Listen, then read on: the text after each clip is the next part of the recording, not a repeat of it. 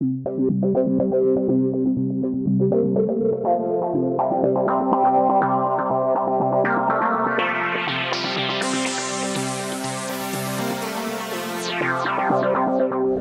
virtual simulation building at Carleton University in Ottawa houses an 80,000 square foot lab where Dr. Chris Herdman and his team develop virtual flight simulators used to train pilots and aircrew.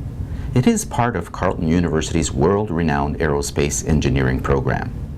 People often ask me, what is somebody with a background in experimental psychology and cognitive science? What is that person doing leading a center that involves visualization and modeling and simulation? So any system that involves human operators is a system that has to understand how human operators work, how the human mind works, and how that mind can process that information that is part of that system. And in aerospace, we look at the use of simulation and simulators for training pilots and aircrew. Well, as soon as you add in pilots and aircrew, you add in humans, then now you have a system where the bottleneck is not only in the technology, but the bottleneck and the capability is in the pilot.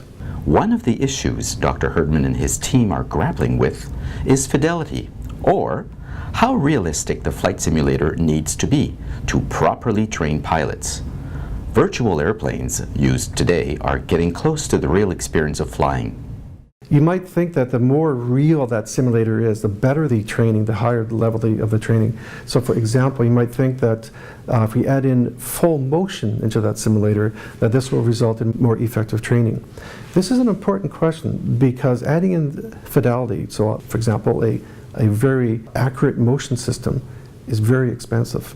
So our industry partners and our government partners need to know how far do they have to go in order to get the most effective training package that they can deliver not only to our Canadian industry and Canadian businesses, but worldwide.